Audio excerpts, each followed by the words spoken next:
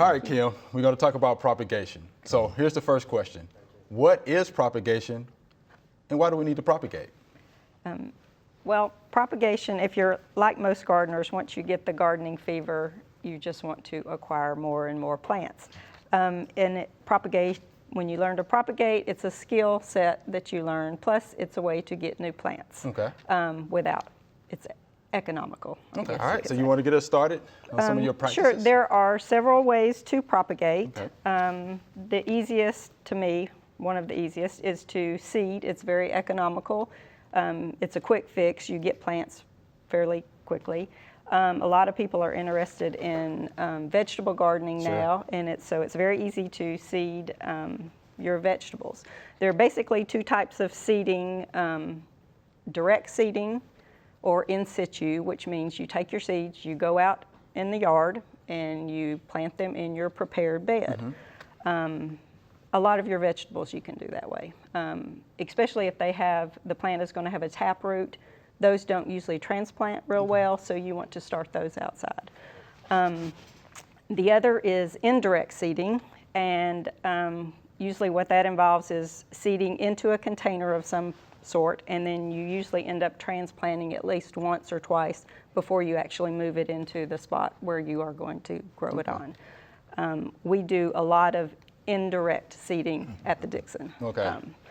And so basically what I do with the indirect seeding is, this is our seeding tray. And I've got little cells. We put a special mix in there. It's basically just a soil mix. It's a little looser. And we put one seed per cell. Okay. And that's just because it's easier to transplant, so you don't have to divide them. Okay. Makes sense. We do quite a few. And usually the seeds we're using, the germination rate is really high.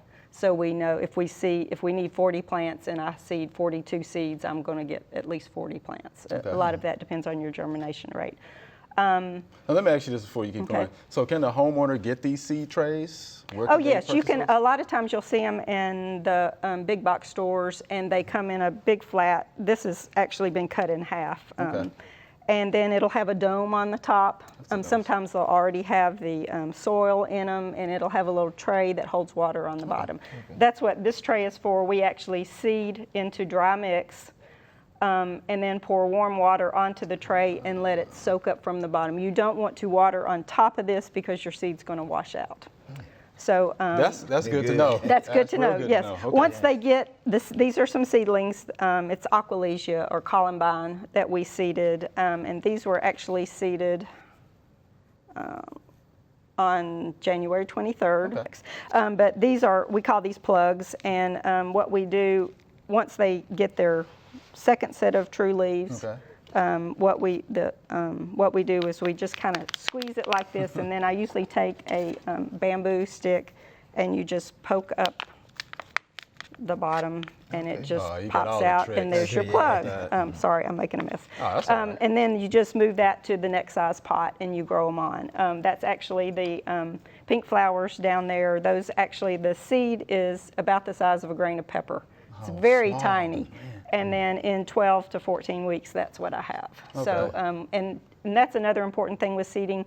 You need to decide when you want your plant, and then count back the number of weeks that it tells you on the package that it takes for the plant to get that size. Okay. So with the snapdragon there, we actually seed those. We want them about the 1st of February, so I count back 12 to 14 weeks, and that's usually the end of October, 1st of November. Mm-hmm. That's when I seed it. Okay. Usually a month later, I can up-pot it to the first small pot, and then we move them into the big gallons. And then it's very important for us for timing, because I want the flowers for the arrangements in the museum. Sure. So I have to have them on a certain schedule. It's pretty neat. Now, can we get to the cuttings? Yes. Okay. On the cuttings, there's several ways to vegetatively propagate something, which basically with that, you're going to get the identical plant that you're working with. Okay. And there's several ways to do this. You can do stem cuttings with herbaceous plants, and that's real good for your annuals. If my mom always kept coleus in the windowsill, she would save them from the season before, and you just take a cutting And what I do is, we call this the mother plant. Okay. And we keep several of these, and then we take cuttings off of it. But you just find a stem, and you want it not real flexible. That means it's the newer growth, but you want to get it back just a little bit to where it's not real stiff. Okay. And what I usually do, you can take it off here, and you'll usually hear as much as feel a little snap. And you can do it that way. Okay. It's really best to cut because you end up tearing. But it's really very easy to do this. You can either root it by dipping it in hormone and then sticking it in soil, or with these, I like to start them in water. It's just easier, it's quicker, but you just take your leaves and strip them off. Okay. And then you want several leaf nodes, 1, 2, 3, down into the water or into the soil.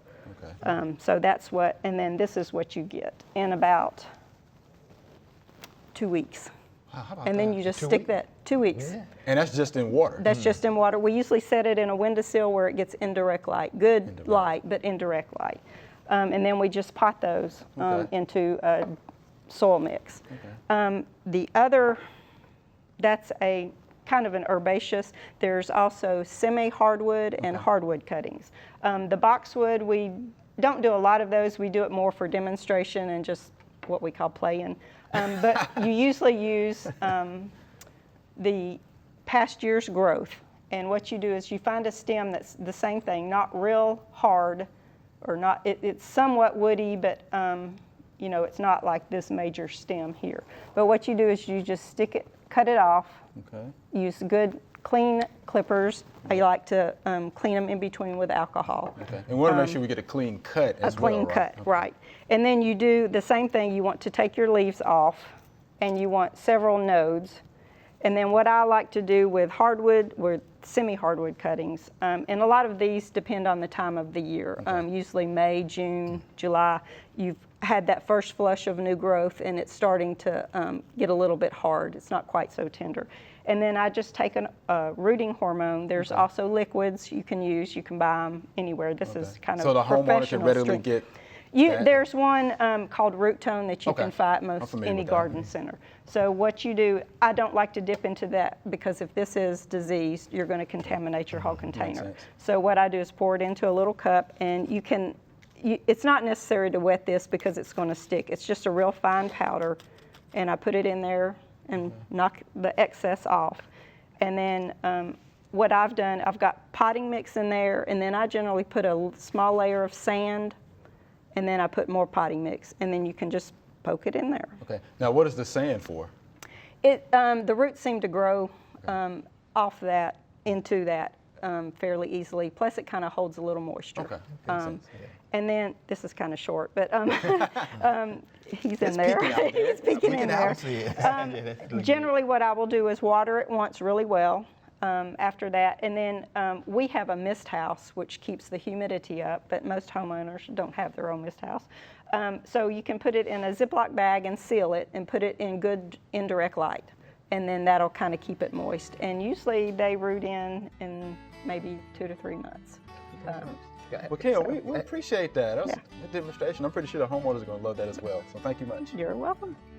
Thanks for watching the video. I hope you enjoyed it. To find out more information on this topic, just click on the familyplotgarden.com link in the description.